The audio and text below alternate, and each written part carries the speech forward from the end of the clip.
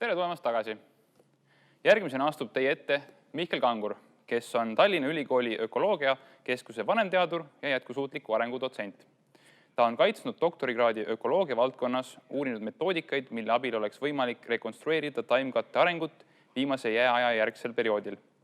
Põhjalike ja süsteemsete teadmiste pinnalt on ta viimastel aastatel asunud uurima, kuidas õpetada kompleksseid süsteeme ja seeläbi toetada ühiskonna püüdlusi jõudmisel jätkusuutliku arengu teele. Palumegi sind lavale, Mihkel. Tere pealelõunat kõigile. Tõesti Mihkel Kangur Tallinna Ülikoolist ja aitäh korraldajatele sellisele arutelule kutsumast.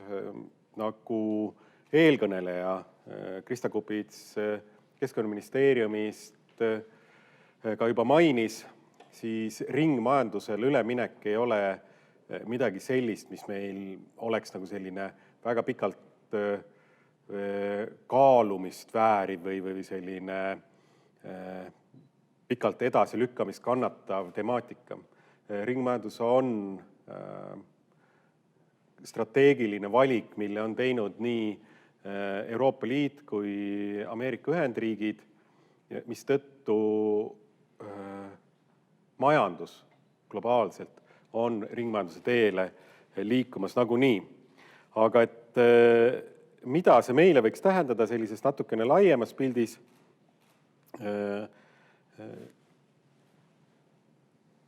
teeks väikese arutelu, aga selle arutelu käivitamiseks mul on teile kõigepealt üks selline küsimus, et kuidas teie tunnete? Kas meil on õigus kaevandada ja kasutada põlevkivi? Et selles samas workshopis taskide all on küsimused ja esimene küsimus on seal ka näha, mille ma paluks teile sellise diskussiooni mõttes teie seisukohti. Kas meil on õigus kaevandada ja kasutada põlevkivi? Selle ülikooli teemadena on kahtlemata põlevkivi äärmiselt oluline. Tehnikaülikooli Ida-Virumaa kolledž on selles valdkonnas ka kompetentsikeskus. Seetõttu täiesti asjakohane küsida, kas ja kuidas me põlevkiviga edasi peaksime minema. Kui seda küsimust hakata vaagima, siis siit tuleb, sellisest dilemma küsimusest tuleb välja väga selgelt sellise ringmajanduse komplekssus, selle olemus, et meil ei ole ühte sirget ainsat vastust. Küsimusele, kas meil on õigus põlevkivi kaevandada, saab vastata väga mitut moodi. Tegu on meie riigi territooriumiga, me oleme iseseisev riik ja me saame ise väga selgelt otsustada, mida ja kuidas me enda looduse ressurssidega teeme. Teisalt on tegu keskkonda üsna olulisel määral muutva tegevusega, kui me kaevandame seda põlevkivi ja sõltuvalt sellest, kuidas me põlevkivi kasutame, järgnevad sellele ka järgmised keskkonnamõjud. Ehk et see küsimus, kas ja kuidas me seda kasutame, peavad eelnema sellele, kui me hakkame rääkima õigusest või mitteõigusest seda teha. Keskkonnamõjudest rääkides, siis põlevkivi kaevandamisega on hõlvatud suhteliselt palju väiksem territoorium meil kui näiteks metsamajandamisega, kus intensiivne kuivendamine on jätkunud või kestnud viimased 100-150 aastat või põllumajandus või teedeehitus. Ehk et need küsimused ei ole nii üheselt ja sirgelt vastatavad. Seetõttu on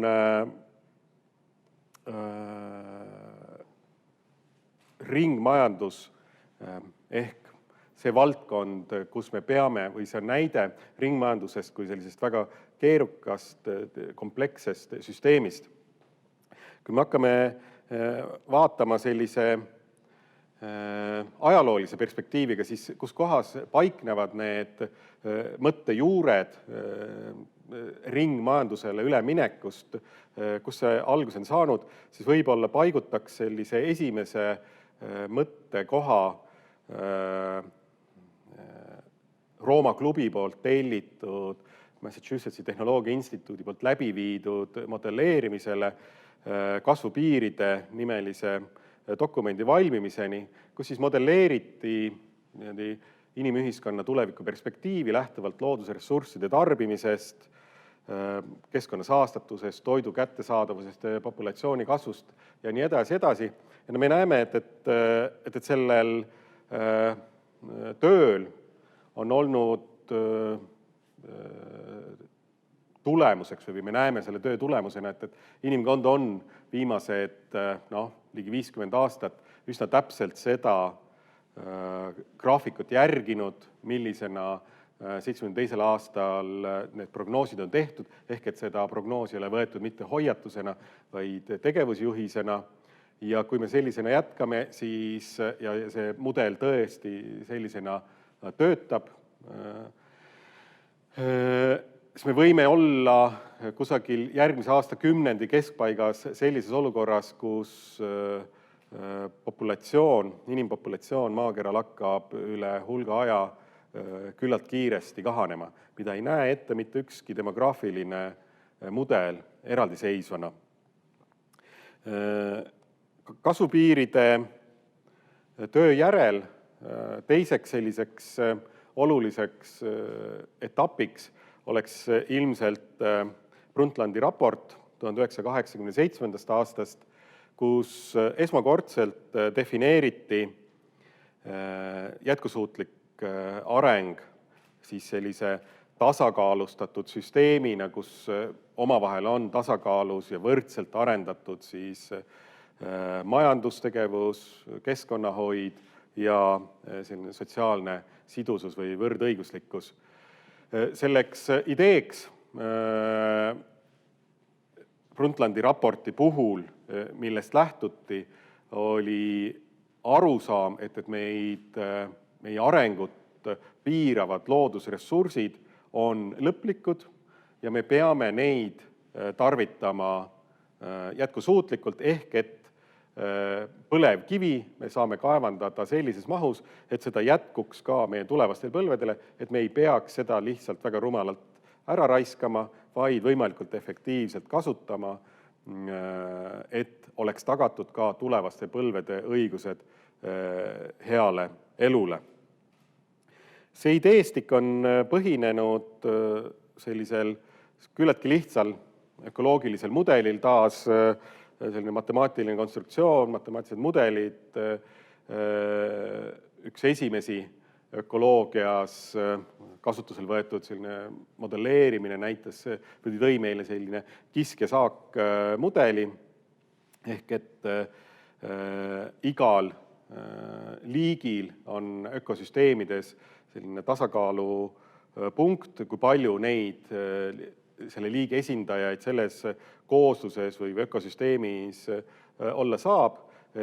Kui see liik saabub sellesse ökosüsteemi ja tal ei ole seal vaenlaseid, tal on seal piisavalt toitu, siis tema arvukus kasvab eksponentsiaalselt küllalt kiiresti sellise tasemeni, mida nimetatakse keskkonna mahutavuseks. Ehk et liikide arv jõuab sellise tasemeni, kui palju sellesse keskkonda neid liigi esindajaid sisse mahub. Ja siis jääb erinevate tegurite vastastik mõjus selle liigi arvukus selle keskkonna mahutavuse piirile fluktueeruma.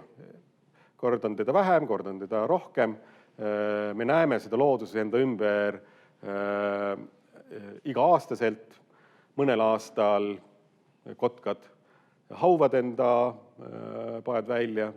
Sellel aastal me nägime veebikotkakaamerast, et oma muna söödi ära, sest et ilmselt tajutakse, et ei suudeta seda poega suve jooksul üles kasvatada. Kuuskedel esineb õitsemisaastad, kus mõnel aastal toimub on õietolmu tunduvalt rohkem, teistel aastatel tunduvalt vähem, et sellised loodus eksisteerivad loomulikud rütmid on alati olemas olnud. Ja suures pildis on sellele rütmile allunud tegelikult ka inimtegevus, inimpopulatsioonid. Kui me aga vaatame rahvaarvu muutust sellises pikas ajaloolises perspektiivis, ökoloogina mulle meeldivad just väga pikad ajaperspektiivid, 1000 aastat, siis me näeme, et läbi inimkonna ajaloo on rahvaarv läbi teinud mitmeid selliseid hüppeid. Iga kord, kui inimpopulatsioon on mõnes piirkonnas või globaalselt jõudnud keskkonnamahutavuse piirile, ehk on tekkinud edasise arengu suhtes mingisugune tõrge, siis on leitud sellele lahendus läbi tehnoloogia muutuse. Tehnoloogia muutus on muutnud meie keskkonnamahutavust, ehk et meid on sellesse keskkonda mahtunud otsustavalt rohkem. Me oleme võtnud kasutusele näiteks tule, ratta, see on siis see transpordivahendi ratta, mitte peaministri, aga me oleme võtnud kasutusele päikeseenergia, tuuleenergia, tuulikute või siis biomassi põletamise näol. Me oleme kasutanud teisi loomi enda keskkonnamahutavuse suurendamiseks kariloomade näol või siis põllumajanduses veoloomadena. Me oleme kasutanud enda liigikaaslasi sobivatel hetkedel orjatööjõuna. Kõik need sellised tehnoloogilised muutused on kasvatanud meie rahvaarvu taas ühele uuele tasemele ökosüsteemides. Kuid nüüd oleme me jõudnud sellisesse olukorda. See on nüüd inimpopulatsioon, ütleme, ligikaudu pärast viimast jääaega. Globaalselt rahvaarv rekonstrueerituna. Ja me näeme, et siin mõnesaja viimase aasta jooksul on toimunud rahvastiku arvus tohutu hüpe. See on tegelikult toimunud viimase sajandi jooksul erakordselt kiiresti. Kui mina sündisin 1975. aastal, siis oli maakeral umbes poole vähem rahvast, kui see on praegust. Kui sündis minu vanaema aastal 1902, siis oli 4 korda vähem rahvast maakeral elamas. Ehk et me oleme näinud mõnekümne aasta jooksul äärmiselt kiiret rahvaarvu kasvu. Selle taga on olnud tehnoloogiline muutus, mida me tunneme tööstusrevolutsiooni näol. See on aeg, kui me oleme kasutusel võtnud fossiilsed kütused. See on energiaallikas, lisaenergiaallikas, mida ei ole tarvitanud mitte ükski teine liik. Me ei ole kellegi teise eest justkui ära võtnud ühte energiaallikat, aga selle energiaallika kasutusele võtuga on kaasnenud ometigi väga suured komplekssed muutused kogu meie maakera ökosüsteemides. Me nimetame seda ajastut, kus me praegusel hetkel elame, alates aastast 1950, me elame ajastus nimega antropotseen, ehk et see on ajastu, mida on kujundanud kõige enam üks liik, see oleme meie. 1950 on võetud reeper aastaks või siis aasta, kust me loeme antropotseeni algust selle tõttu, et sellest ajast on toimunud tuumapommide katsetused, mis on jätnud globaalse jälje geoloogilises skaalas. See on jälgitav kogu maakera kõikides setetes ühe kihina, ehk et me saame öelda, sellest ajast me oleme oluliselt keskkonda ümber kujundamas. Antropotseeni vältel või tegelikult mõnevõrra pikemalt siiski juba oleme me väga mitmetes aspektides ületanud maakera sellise kandevõime või maakera piirid. Just nimelt fossiilsete kütuste kasutuselevõtuga on toimunud see maakera piiride ületamine äärmiselt kiiresti. Me nägime seda inimpopulatsiooni kasvu kõveral, demograafilistes mudelites näeme seda, aga näeme ka väga olulistes erinevates sektorites, mis määravad ära maal eksisteeriva elu võimalikkuse või siis seda maal eksisteeriva elu struktuuri või sellist tema heaolu, millised liigid siin elada saavad, millistes tingimustes nad elavad, oleme me mõjutanud just viimase 100, 150, 200 aasta jooksul äärmiselt oluliselt. Ja me näeme siin ühte väljavõtet nendes piiride ületamisest Antropotseeni info kodulehekülje pealt mul võetud kujutised sellest, kuidas veel 80-ndatel, 90-ndatel olime me äärmiselt olulisel määral ületanud maakandevõime või maapiire sellises küsimuses nagu osoonikihi hõrenemine. Ehk et inimtegevuse tagajärjel me kasutasime tehnoloogiaid, mis viisid osoonikihi hõrenemisele.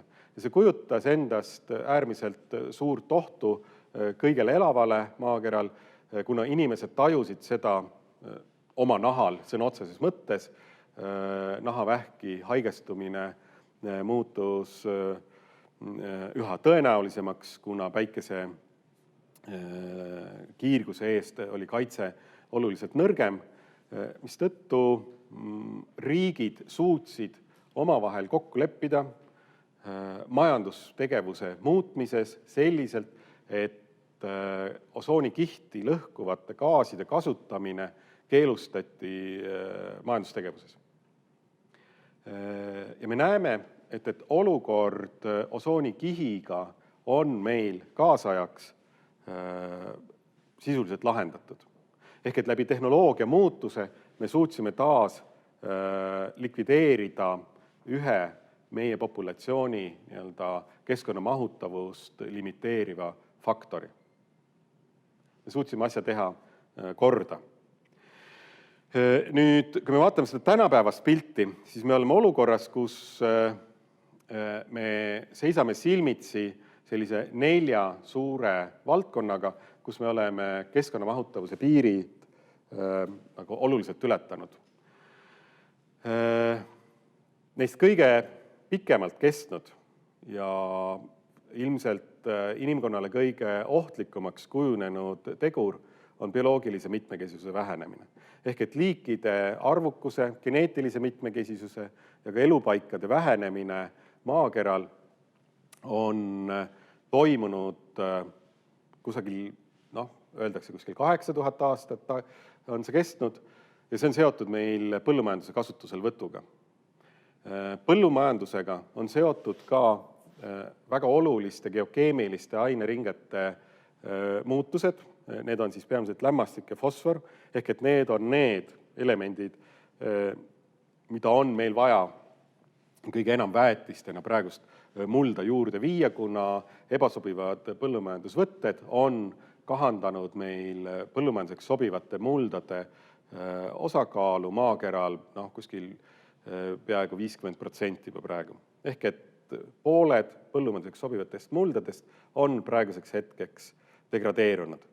Samuti oleme muutnud oluliselt maa selliseid süsteemseid struktuure, siia alla kuuluvad veesüsteemid, infrastruktuuride rajamised, maakatte muutused. Ja alles 4. kohal on ehk kõige enam räägitud kliimamuutused, kusjuures ka siin me peame jälgima, et umbes 1/3 kliimamuutustest on põhjustatud kasvuhoonegaasidest, mis pärinevad siis põllumajandusest.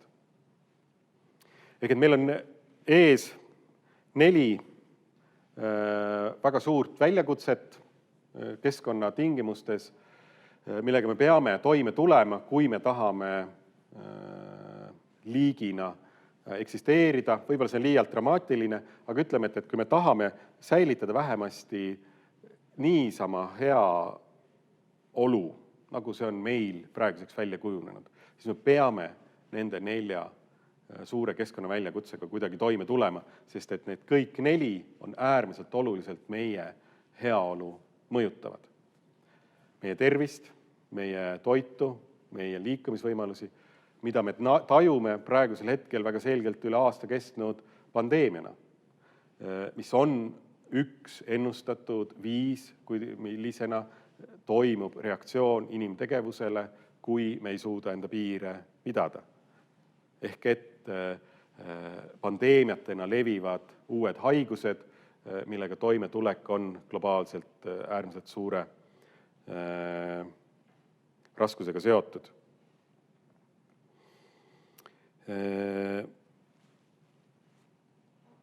Nende 4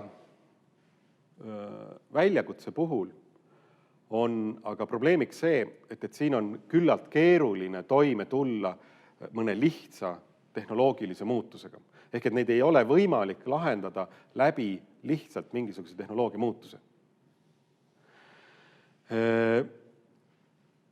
Kui 1987. aastal võeti vastu Brundtlandi raport ja seal kirjeldati jätkusuutlikku mudelit kui sellise tasakaalustatud süsteemina, kus omavahel majandustegevus ja sotsiaalne võrdsus, võrdõiguslikkus või ütleme selline kaasatus ja keskkonnahoid peaksid olema omavahel tasakaalus, siis see mõtteviis sisaldas endas väga palju sellist mõtlemist või toetumist tehnoloogia muutustele. Ehk et me peame muutma lihtsalt enda põlevkivitööstuse efektiivsemaks, vähem raiskavamaks, sealt kasutama teda põlevkivi näiteks õli tegemiseks, et see on siis kuidagi efektiivsem ja nii edasi, aga tehnoloogia muutuse abil me ei suuda kompenseerida liikide väljasuremist mitte kuidagi. Ja me saame ette kujutada, et me loome selline minidroonide armee, kes hakkab kimalaste ja mesilaste asemel meie toidutaimi tolmeldama. 90% meie toiduks tarvitatavatest taimedest on putuktolmlejad, putukate arvukuse kahanemine on tohutult kiire ebasobivate põllumajandusvõtete tõttu, ehk et siin selle lahenduseks ei ole mitte, et muudame tehnoloogiat, paneme mingisugused robotid seda tegema. Me saame seda teha, aga mõelge, missugune oleks selle hind meie toidule. Ehk et 2015 aastal vastu võetud ÜRO säästva arengu eesmärkide sellise disainist lähtuvalt me saaksime esitleda seda mudelit sellise teatud hierarhiana või sellise matrjoškana. Ehk et me oleme jõudnud arusaamiseni, et lahenduseks on teatud hierarhiate, teatud struktuuride muutused. Ehk et meie majandustegevus peab ära mahtuma meie ühiskonna sisse. Ta ei saa ületada väga pikaajaliselt ühiskonnas eksisteerivaid piire, ehk et me ei saa ignoreerida sellisest sotsiaalsest kaasatusest tingitud vajadusi ühiskonnas väga pikka aega. See tähendab õiglaseid palku, see tähendab õiglaseid hindu põllumajandustootjatele, see tähendab teistsugust majandusmudelit. Aga veelgi enam ökoloogina minu jaoks veelgi olulisem on, et me mõistaksime, et nii meie majandustegevus kui ka meie ühiskond tervikuna inimestena, me peame ära mahtuma selle ökosüsteemi sisse, kus me elame planeedil Maa. Kui me tahame selliselt edasi minna. Aga siit teile üks järgmine küsimus, et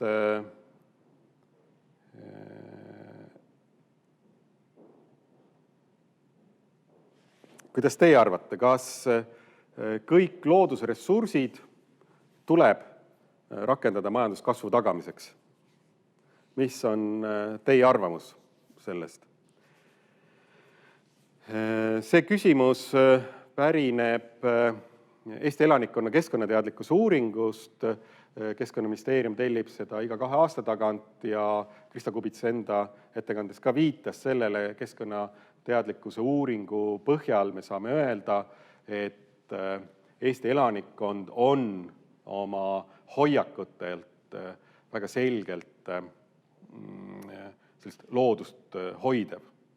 Ja selline loodusressursside raiskav kasutamine, ökosüsteemide hävitamine on elanikkonda vägagi häiriv. Selle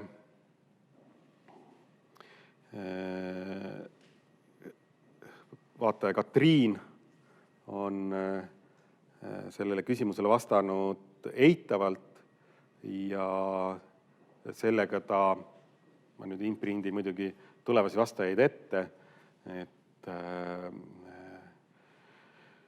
ligi 90% Eesti elanikkonnast tunneb seda täpselt samamoodi, et majanduskasvust olulisem on looduse terviklikkus, loodusressursse, kõike ei pea ilmtingimata majanduskasvu tagamiseks rakendama, vaid loodusel on ka tunduvalt enam teistsuguseid funktsioone ja rolle, kui vaid ainult tagada meie majanduslikud huvid.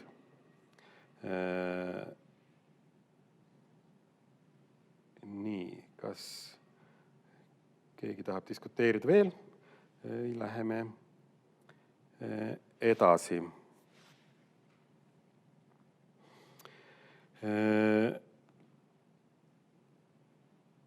Kui me nüüd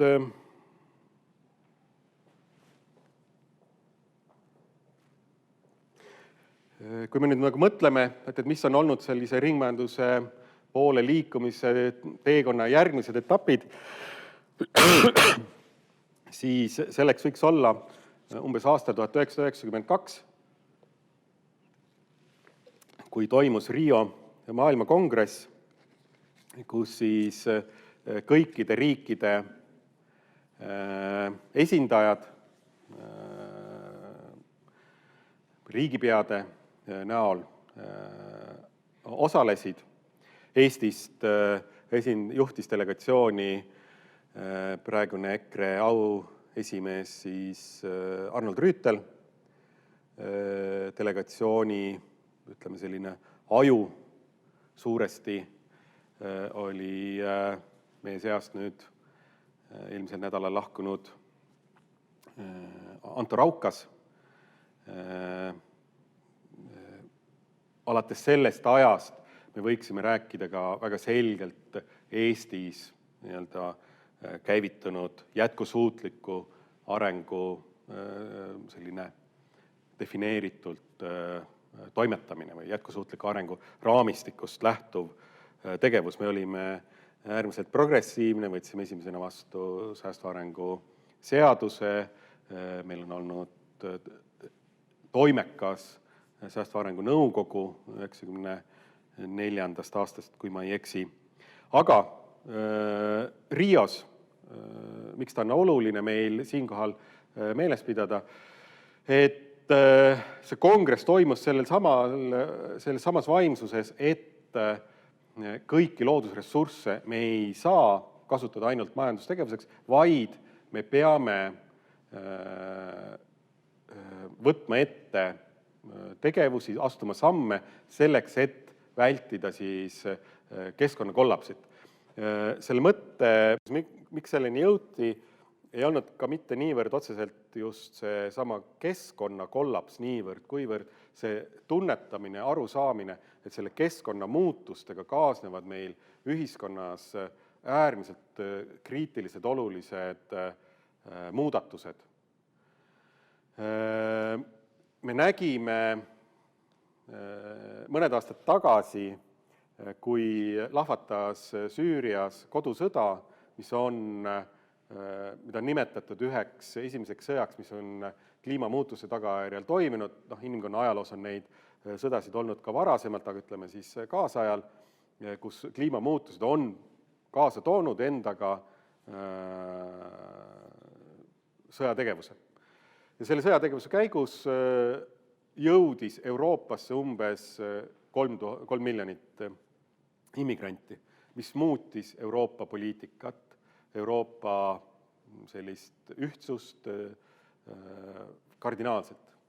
Et suhteliselt tagasihoidlik arv Euroopa rahvaarvu silmas pidades, aga silmas pidades seda, kui palju inimesi maakeral elab kliimamuutuste poolt väga oluliselt mõjutavates piirkondades, siis see on üks nendest hirmudest, mis on ÜRO tasandil väga selgelt tajutud, tunnetatud, et sellised protsessid, rahvastiku ümberpaiknemine keskkonnamuutuste tõttu ei saa kuidagi toimuda rahumeelselt. Mispärast 1992. aasta kongressi toimunud on, seda me võime näha siin ühel graafikul, kus on kujutatud siis globaalset fossiilsete kütuste tarvitamise kõverat, ehk et pärast seda kongressi on ära põletatud rohkem fossiilseid kütuseid inimkonna poolt kui kogu varasema, enne 92 aastat, kogu varasema inimkonna ajaloo jooksul kokku. Ehk et kuigi me leppisime seal kokku, võeti vastu konventsioonid kliimamuutuste vastu võitlemiseks, bioloogilise mitmekesisuse hoidmiseks, kõrbestumise tõrjumiseks. Mitmeid kokkuleppeid on ka hiljem sõlmitud juurde Euroopa Liidu tasandil ja nii edasi, siis reaalsus on olnud see, et nendest kokkulepetest ei ole peetud ja äri on sellegi poolest jätkunud. Aga mis juhtub, kui me teame, see kõik, mida ma teile siin eelnevalt rääkisin, ei ole teile tegelikult uus informatsioon. Seda te olete suure tõenäosusega koolis õppinud, vähemalt need, kes on siin ütleme viimase 20 aasta jooksul gümnaasiumis õppinud, siis on pidanud oma koolide vältel nendest teemadest kindlasti midagi kuulma. Kui mina gümnaasiumis veel käisin, siis täpselt siis meil räägiti väga palju osooniaugust, happevihmadest ja nii edasi, probleemid, mis on praeguseks hetkeks lahenenud. Aga need teemad, mida ma siin siiamaani kõnelenud on, see ei ole teile tegelikult uus informatsioon. Aga mis juhtub?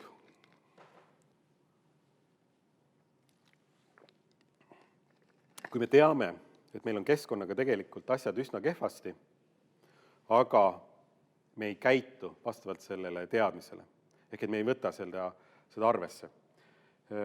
Kuidas teie näete, et mida selline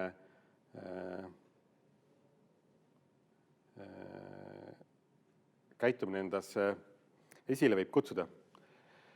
Mis siis selleks tagajärjeks on, kui me ei arvesta keskkonnamuutustega ja mis on selle põhjuseks teie arvates?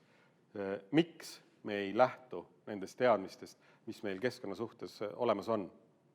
Meil on tänu taas tegelikult tööstusrevolutsioonile, sellele järgnenud teaduslik-tehnoloogilisele revolutsioonile, esimese maailmasõja ja eriti plahvatuslikult veel teise maailmasõja järel meil on tohutult hästi arenenud teadus. Meil on informatsiooni selle kohta, mis kuskil maailma nurgas toimub, praktiliselt reaalajas jälgitavalt võimalik saada. Tänu satelliitidele on iga maakera punkt kaardistatud, me näeme üha rohkem rakendusi, kuidas on võimalik keskkonnamuutuseid ka jälgida, ehk et informatsiooni puuduses ei ole juba ammu mitte mingisugune küsimus. Kuid sellegi poolest ja ka hariduses ei ole küsimus, ka selles teadmises, mida on meil vaja teha selleks, et nende keskkonnatingimustega toime tulla, ka selles teadmises ei ole ju tegelikult küsimust. Mis on selle tagajärjeks, kui me teame, aga ei käitu vastavalt enda teadmistele? kui me teame, et suitsetamine on meie tervisele kahjulik ja me jätkame suitsetamist, siis mitte kohe, aga suure tõenäosusega mingi aja pärast ilmnevad sellele käitumisele meie tervist kahjustavad tagajärjed või see käitumine ilmneb meie tervises. Samamoodi on keskkonna teemadega, ehk et need probleemid akumuleeruvad, kuhjuvad ja need tagajärjed ilmnevad alles tüki aja pärast. Ehk et me saame üsna tükk aega suitsetada, enne kui meil tekib risk kopsuvähki haigestuda. Reaalsus on see, et meie eluaastad jäävad lühemaks, kui nad võiksid olla. Kui me ei käitu vastavalt enda teadmistele, siis üks tulemuseks on keskkonnaprobleemide süvenemine. Kõik seesama, millest me siiamaani rääkisime. Ja põhjus sellele on tegelikult see, mida me nimetame, et me oleme lihtsalt nõrgad, me oleme lihtsalt inimesed, inimlik rumalus, isekus, laiskus, kasuahnus, meie tarbimisharjumused, meil on niivõrd keeruline enda käitumist justkui muuta. Hoolimata sellest, et meil on ees sellised suured väljakutsed. Sellises olukorras, kuidas me saame siit edasi minna, on välja pakutud 3 sellist olulist lahendust. Esimene on tehnoloogia. Me jõuame ikkagi taas tagasi selle juurde, et tehnoloogia määrab. Tehnoloogial on väga oluline roll ka tulevikus inimkonnal. Tehnoloogia abil me saame lahendada ka neid keskkonnaalaseid väljakutseid. Läbi tehnoloogia muutuse me peame seda lihtsalt tegema, sest praegune tehnoloogia rakendus on keskkonda liialt saastav. See usk tehnoloogia muutuse läbi lahenduse leidmisesse, see põhineb sellel samal keskkonnamahutavuse piiride igakordsel nihutamisel, kui meil on tekkinud mingisugune keskkonnaalane väljakutse, ehk et meie ajalooline kogemus ütleb, et muudame tehnoloogiat, siis me saame selle probleemi lahendatud. Ja see usk on praegust ka endiselt säilinud väga tugevalt nii meie otsustajate seas, tavainimeste seas, ja väga suur hulk inimesi usub, et tulevikutehnoloogiad aitavad lahendada ära meie kaasaja keskkonnaprobleemid. Selles mõtteviisis on peidus üks küllaltki ebaeetiline dilemma või probleem. See mõte on sügavalt ebaeetiline selle tõttu, et see tähendaks justkui seda, et me täiskasvanutena peame maha ühe suuremat sorti peo ja siis ütleme enda lastele, et teie asi on nüüd see ära koristada. Kusjuures me ei pruugi neile anda sobivaid töövahendeid, käseme neil need töövahendid ise välja mõelda ja samas me ei ole suutnud tagada neile selle tehnoloogia väljamõtlemiseks sobivat ei looduslikku keskkonda, majanduslikku keskkonda, sotsiaalset keskkonda enam. Ehk et kas meil on olemas tulevikupõlvkondadel seda tehnoloogilist võimekust üldse, et kaasaja probleemidele lahendusi leida? Miks me lükkame nende kaela selle lahenduste väljaotsimise? Meie tekitatud probleemidele, meie põlvkondade tekitatud probleemidele peame meie ka lahendused leidma. Me ei saa seda lükata tulevikku. Rahvusvaheline koostöö, me peame tegema koos. Osoonikihi hõrenemise juhtum näitab seda, et ainult üheskoos kokku leppides, jah, nende külmutusseadmetes kasutatud gaaside keelustamine oli majanduslikult raske otsus, aga kui kõik tegid seda, siis see ei mõjutanud kedagi negatiivselt. Ehk et üheskoos otsustades me väldime luik, vähk ja haug juhtumit, kus igaüks veab seda vankrit enda suunas. et me peame liikuma ühes suunas. Ja kõige olulisem on ikkagi see mõtteviisi muutus.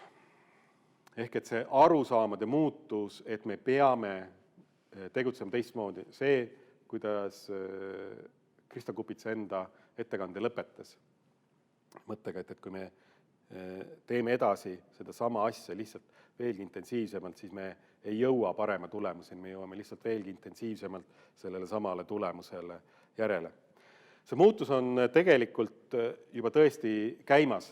Nagu me ettekande alguses viitasin, siis ühest küljest on see muutus käima tõugatud Euroopa Liidu roheleppe näol.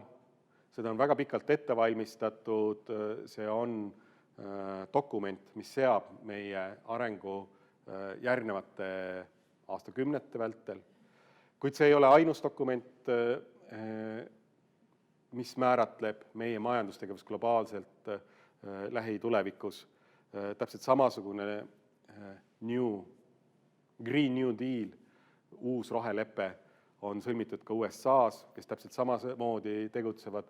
Ehk et kui maailma 2 suuremat majandusjõudu on juba selliselt otsustanud, siis ei oleks meil ehk väga tark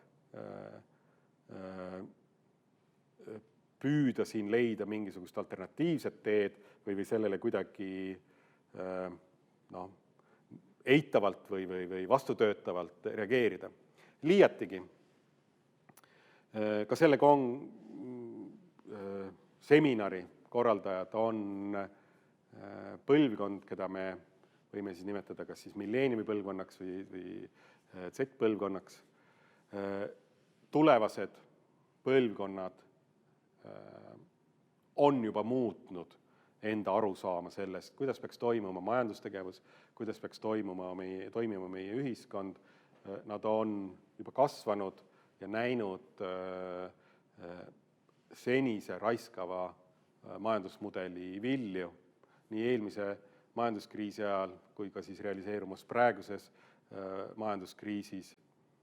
Ehk et turule nii tarbijatena, nii töövõtjatena, ettevõtjatena jõuab inimkonna kõige suuremad põlvkonnad, kuna rahvaarv on selliselt lihtsalt kasvanud, et need põlvkonnad on kõige suuremad, nad on kõige paremini haritud, kuna meie haridussüsteem on pidevalt edasi arenenud ja ühiskonna käsutuses olev informatsioon on üha enam struktureeritult meile kõigile kättesaadav.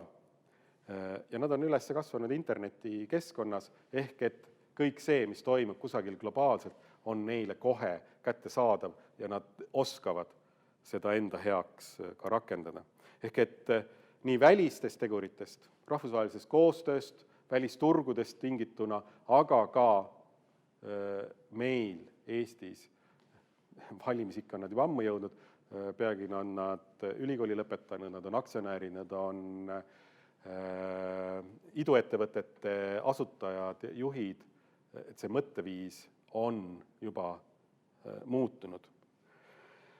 Ja see mõtteviis on väga selgelt siis ringsema majanduse poole liikunud, ehk et kui meil seni eksisteerinud lineaarses majandusmudelis loodusressursid tulid sisse, neid kasutati ja siis nad visati minema, siis loomulikult nüüd me peame jõudma selleni, kus sisse tulnud materjalivoog on võimalikult kaua meie kasutuses, ehk et juurde võetavat materjali oleks võimalikult vähe, me kasutame olemasolevaid ressursse nii kaua, kui seda vähegi võimalik on ja välja läheb meilt loodusressursse tunduvalt vähem. See tähendab täiesti teistsuguste mõttemustrite tekkimist. See tähendab kõige esimesena mõtteviisi, et see tähendab keeldumist. Kas mul on seda uut üldse vaja? Kas ma pean võtma kasutusele värsket puitmaterjali, kui mul on äkki võimalik kasutada hoopis juba taaskasutatud või korra kasutatud puitmaterjali kusagil ehituses, võib-olla nüüd ma saan teda kasutada kusagil mujal. Ehk et enne seda, kui meil see tooraine muutub energia tootmiseks, on meil ees 9 väga erinevat viisi, võimalust valida, mida me selle tootega, selle teenusega teeme. See tähendab aga ka mõtteviisi muutust disainiprotsessi mõttes kardinaalselt, ehk et me ei saa hakata mõtlema selle materjali ringsesse kasutusele võtmisele alles siis, kui see materjal on juba kasutusele võetud, vaid me peame hakkama sellele mõtlema juba siis, kui me hakkame mõtlema, kas meil seda uut pannilabidat, kas seda uut kitarri, kas seda uut kleiti, maja, autot on üldse vaja, kas teda on vaja sellisel kujul, kui suurt seda on vaja ja nii edasi, edasi. Ehk et see disainiprotsess muutub tunduvalt mitmekihilisemaks, komplekssemaks, keerukamaks.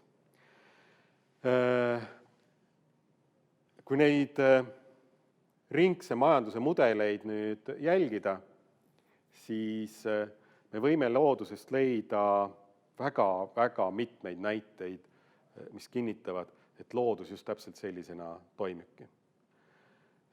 Toimub nii raku tasandil kui globaalselt biosfääri tasandil, kus ained käivad ringi, ülejääke ei teki. Ja täpselt samasuguse loodusest õpitud tegevusmustrini, käitumismustrini peame me jõudma ka enda majandustegevuses. Kuid veelgi enam, kuna praeguseks hetkeks me oleme tegelikult maal eksisteerivaid ökosüsteeme mõjutanud juba sellisel määral, et kui me isegi lõpetame praegust näiteks kasvuhoonegaaside emissioonid fossiilsete kütuste põletamise näol või lõpetame või rohkem ei võta juurde põlevkivi või haruldasi metalle meie tehnikaseadmete jaoks, siis juba olemasolevate kahjude likvideerimiseks me peame astuma veel tegelikult sammu edasi, ehk et me peame rääkima nii-öelda ökosüsteeme taastavatest majandusmudelitest. Ehk et me ei saa jääda pidama sellele tasandile, kus me praegusel hetkel oleme, vaid me peame jälgima, et need majandusmudelid, mida me kasutusele võtame, oleksid ökosüsteeme taastavad. Kõige efektiivsem tehnoloogia süsiniku sidumiseks atmosfäärist on meie toimivad ökosüsteemid. Nii ookean, kus on muidu seotud pool süsinikust, kui ka meie boreaalsed metsad ehk et meie laiuskraadi metsad seovad kõige enam süsinikku. Me peame taastama neid ökosüsteeme, et toime tulla nende pikaajaliselt akumuleerunud, kujunenud keskkonnamuutustega. Ja ka see protsess on meil rahvusvaheliselt toimumas. Alanud on dekaad, mis on ÜRO-s kokku lepitud ökosüsteemide taastamise dekaadina, ehk et see oleks sobiv paralleel, mida nagu silmas pidada, kui me hakkame kujundama uusi majandusmudeleid. Nüüd ma jõuan tasakesi selle teemani, kuhu me oleme jõudnud siis Eesti ringmajanduse tulevikupotentsiaali ja vajalike meetmete uuringuga, ehk et see on see uuring, millele viitas ka Krista Kupits tellijana, Keskkonnaministeeriumi esindajana on ta selle uuringu eestvedaja, taganttõukaja ja nõudlik tellija ja Tehnopolise juhtimisel on üks seltskond seda siis püüdmas täita. Ja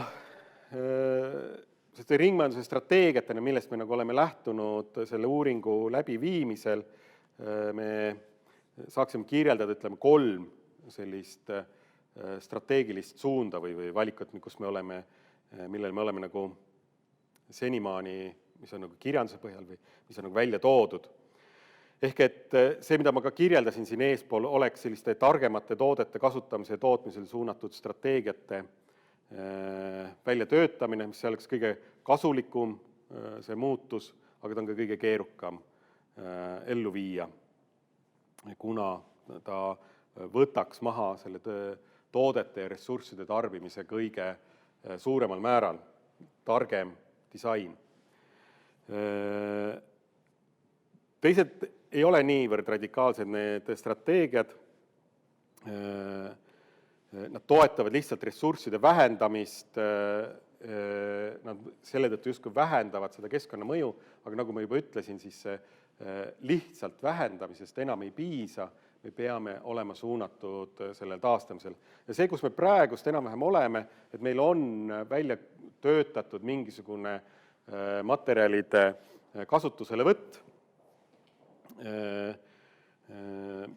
meie pandipakendid, alkoholivabad joogipudelid võetakse millegipärast, on kaetud siis nende pandipakendiga, nende kasutusele tagasivõtt on äärmiselt efektiivne, kuid sama mudel ei kehti mitte kõikidele jookidele, nagu me teame.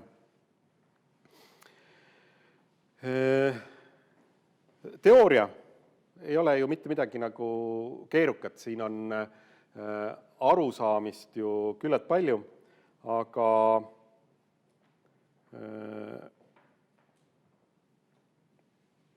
küsimus teile. Teoorias on kõik ju hästi, me teame kõiki neid mõtteid ja korduvalt on sellest räägitud, aga mis takistab teil ringmajandusele, ringsemale majandusmudelile üleminekut? Kus näete teie nagu kõige suuremat takistust? Mis on teid takistanud järgimast neid ringseid mudeleid? Nii, rahaline piirang, jätkusuutlikud lahendused kipuvad alati olema kallimad.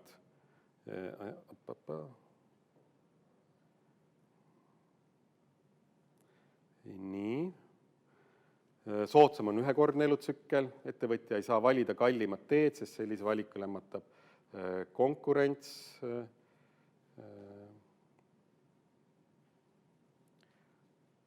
Tagasi saan. Ma arvan, et mind võib takistada just see, et ma ei ole kursis alati, kuidas ma saaksin seda majandusmudelit oma igapäevaelus kasutada. Väga hea. Eelkõige harjumuste ja mõtteviisi muutmine. Väga hea. Mõtteviisi muutus, tuleb viia teadmised, oskused mitte ainult suurlinnades, vaid ka väikestesse küladesse. Paljud inimesed ei tunne otsest vajadust minna üle ringsemale majandusele, kuna igapäevaelu see ei puuduta. Olulisem on tuua välja konkreetsed näited, mis juhtub 10, 20, 50 aasta pärast, kui selline majandusmudel edasi kestab. Eesti riigis puudub hetkel kindel süsteemsus ringmajanduses, liiga palju keskendutakse jäätmetele, mis on väga õige, aga probleem algab juba materjali kasutamisest, väga õige. Samuti tarbija vaatepildist on näiteks toote parandamine kas väga keeruline või kallis, väga õige. Ka jäätmete sorteerimine on lihtinimesel keeruline, kuna pakenditelt puudub info selle kohta. Väga õige tähelepanekud kõigil, enda laiskus või liigne ajakulu. Võin öelda, et see, mis siit nagu vastu vaatab, vastab väga täpselt ka sellele, kuhu meie oleme enda uuringu tulemustega tegelikult jõudnud. Ehk et see valmisolek ringmajandusele üle minna on tegelikult sellise teadlikkusena või mõtteviisina küllalt hästi juba olemas. Et puudu jääb sellisest teadlikkusest. Ehk et mida siis täpselt tegema peaks? See on üks selle ringmajanduse uuringu üks põhilisemaid tulemusi kõikidest erinevatest sektoritest, kus me uurinud oleme, ettevõtjad kõige enam soovivad teada saada sellist informatsiooni või teadlikkust suurendada iseendal ennekõike, et kuidas nad saaksid siis ringsemale majandusele üle minna. Valdkondlike koostööplatvormide toetamine ringmajanduse ökosüsteemide väljatöötamiseks ning põhimõtete juurutamiseks, riiklike toetusmeetmete investeeringuteks ja innovatsiooniks rakendamine, laiendada tootja vastutust ja riik kui eeskuju. Kas mul on liiga pikalt läinud? Ei, kõik on hästi. Okei. Need on nagu peamised põhjused või takistused, mida on ettevõtjad, meie koostööpartnerid, kes selles uuringus on osalenud väga erinevatest sektoritest, on välja toonud. Ja nagu nüüd konverentsi kuulajate küsimused ka näitavad, siis üsna täpselt need vastavad ka samadele probleemidele, viitavad samadele probleemidele. Ehk et meil on teadmisi küllalt vähe.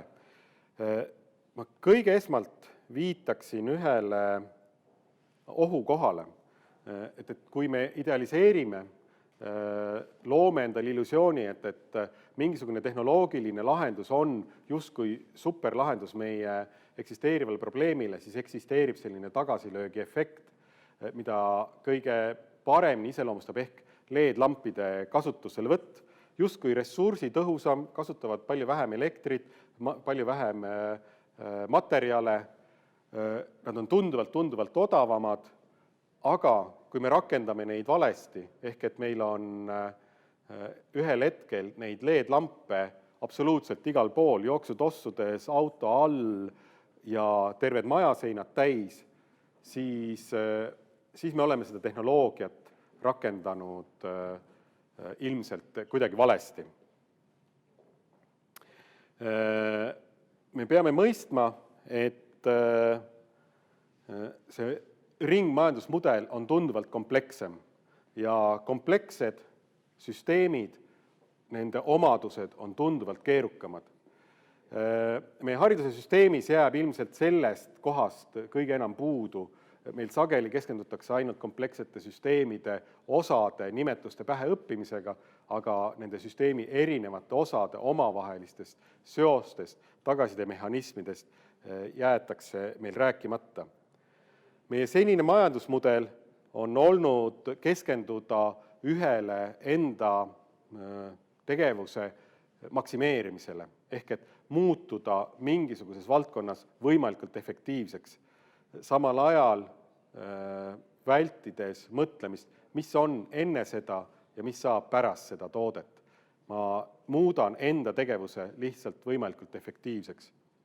Ja seda ei võimalda enam ringmajandusmudel, kus me peame arvesse võtma kogu selle toote või teenuse elukaart. Ehk et enne kui ma hakkan seda saabast tegema, pean ma väga põhjalikult läbi mõtlema, kus kohast pärineb see materjal. Siit edasi mõtlemine, elukaare analüüsi metoodika, selle kasutamine on juba aastakümneid kasutusel olnud, et see mõtteviis, kus me siit edasi peame mõtlema, et see ei ole mitte ainult materjalivoogude reguleerimine, vaid see on ka nende jätkusuutlikkuse teiste aspektidega tunduvalt enam arvestamine, kultuuriliste, sotsiaalsete fenomenide arvestamine nendest samadest protsessidest. Ehk et kas see, kes kasvatas selle lehma, kelle nahas tehakse minule need kingad, kas ta on saanud selle õiglase palga selle lehma kasvatamise eest, kas see lehm on kasvanud nendel aasadel, mis on jätkusuutlikult majandatud, Eesti kontekstis siis näiteks on nad kasvanud meie looduslikel rohumaadel. Aga ennekõike on ta ka sellise mõtteviisi muutus meil sellise ruumilise planeerimise mõistes. Ehk et kas mingis piirkonnas eksisteerivad ettevõtted saavad moodustada omavahel toimivaid klastreid, süsteeme, kus ühe ettevõtte käest üle jäävad materjalid liiguvad teise ettevõtte toormaterjaliks, täpselt sellisena, nagu see looduses toimib, kus jäätmeid ei teki. See tähendab tunduvalt suuremat usalduse küsimust, tunduvalt rohkem teadmist enda koostööpartnerite tegevustest, selle mõistmist, tehnoloogiate omapärade mõistmist. Ehk et see on seotud tehnoloogiliste valikutega, teadmistega selles valdkonnas, mis on võimalik, mis ei ole võimalik.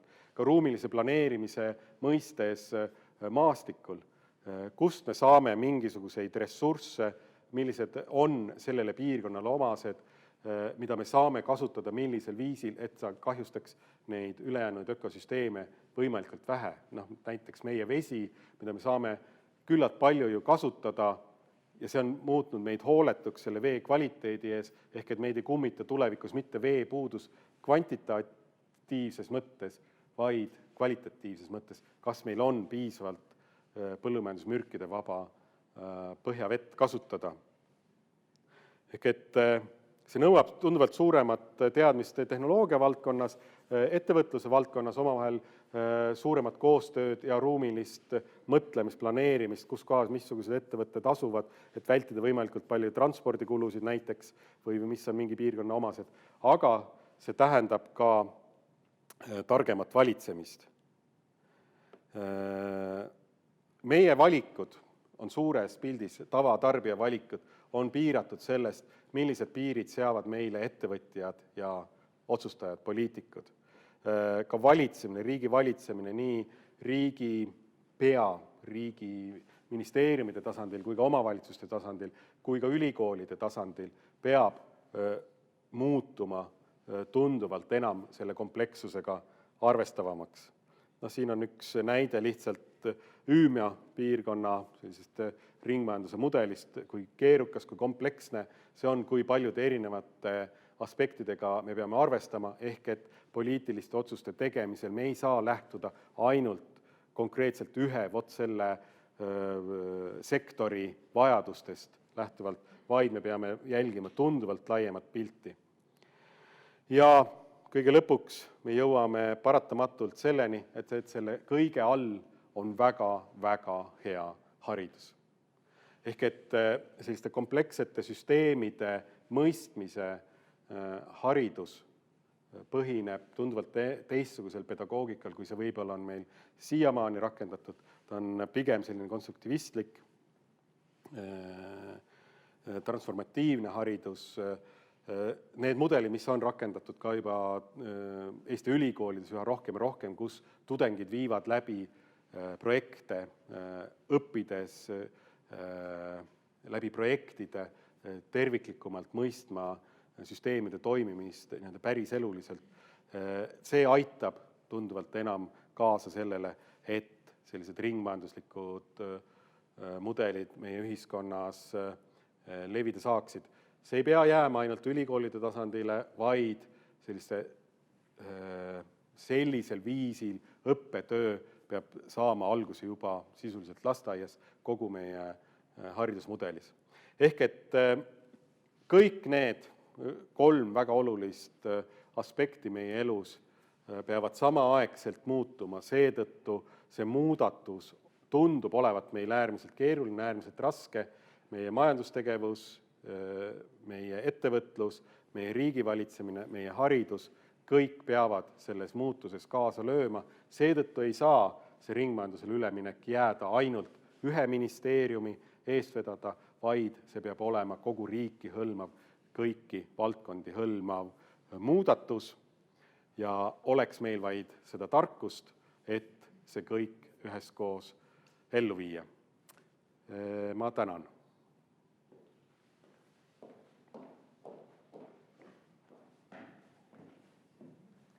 Nii, suur aitäh Mihkel selle väga hariva seminari eest. Meil tegelikult on päris paljudel vaatajatel ka küsimusi.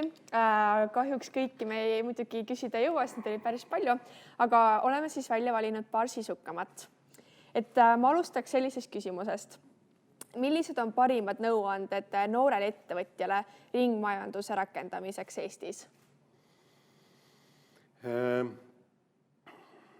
Ma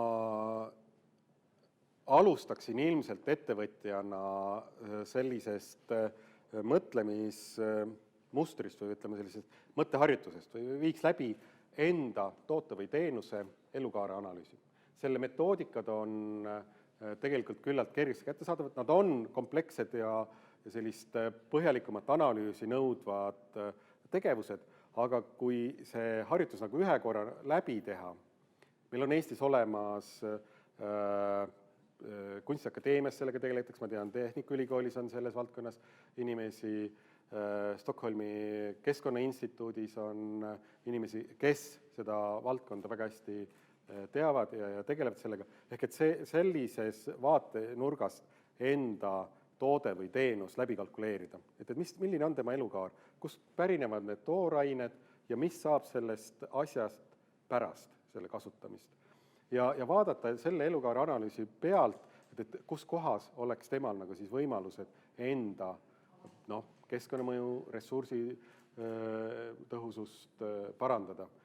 Ja mõelda, et millist probleemi, millist küsimust see tema toode aitab ka siis lahendada, kas ainult meie tahtmist, kas meie vajadusi, kas ka teiste ökosüsteemide vajadusi.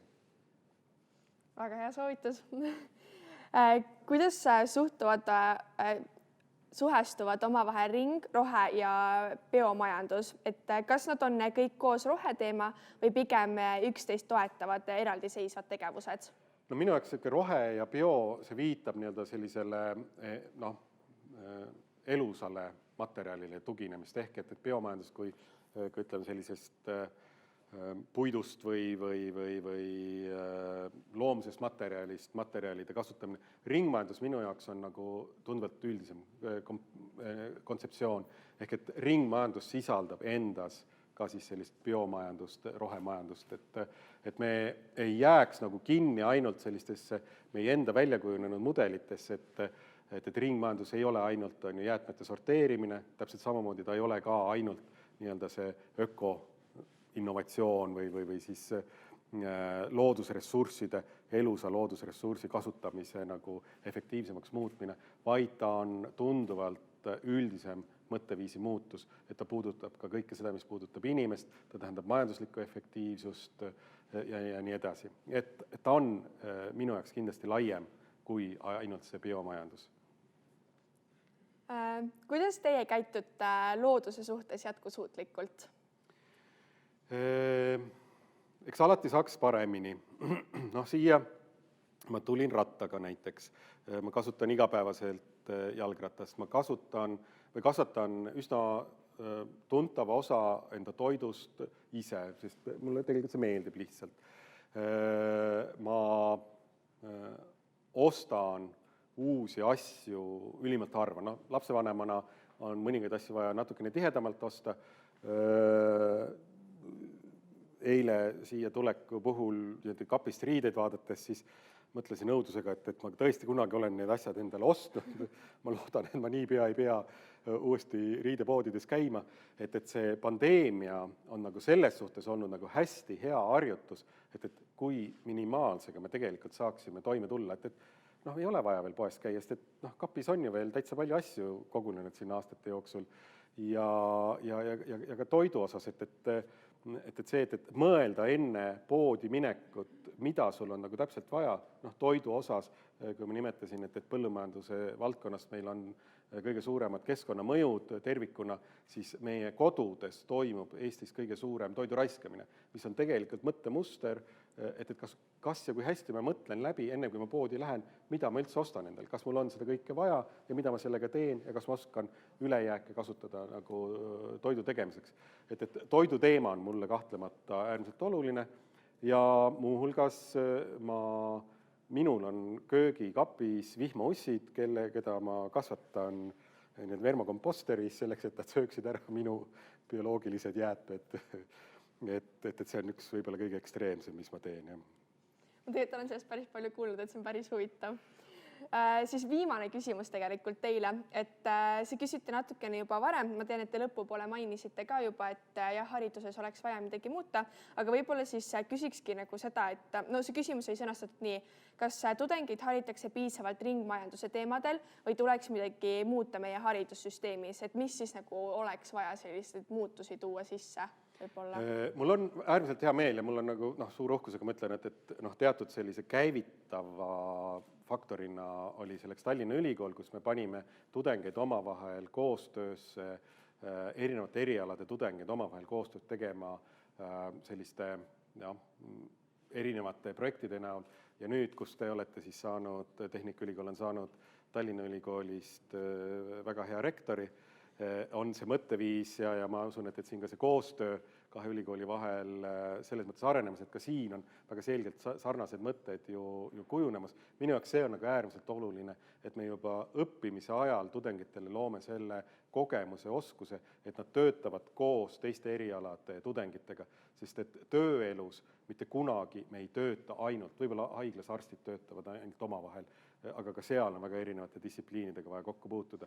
Ehk et see mõtteviis, et me saaksime aru, kuidas mõtlevad teiste erialade inimesed, millised on nende küsimused, mõtted, et see on nagu äärmiselt oluline hea start. Ma olen näinud ja ise andnud loenguid Kunstiakadeemias ringmajanduse teemadel, teistes ülikoolides on mul kogemusi vähem, aga ma tean, et need mõtted, arengud, suunad on nagu tegelikult kõikjal mingil kujul olemas. Ehk et ma tuleviku osas olen ikkagi selles mõttes optimistlik, et meie süsteem muutub sinna poole, anname ainult võimalust hagu energiat sinna alla ja läbi suurema koostöö tegelikult nii tehnoloogia valdkonna, disaini, sotsiaalvaldkonna ehk et mõeldes Tallinna piirkonna ülikoolide nagu profiilidele, siis siin piirkonnas on ideaalne kombo tegelikult selliste mõtteviiside arendamiseks. Suur aitäh teile ja mul on hea meel, et te leidsite aega, et tulla meile rääkima. Mul on tõeliselt hea meel, et te kutsusite. Aitäh! Aitäh!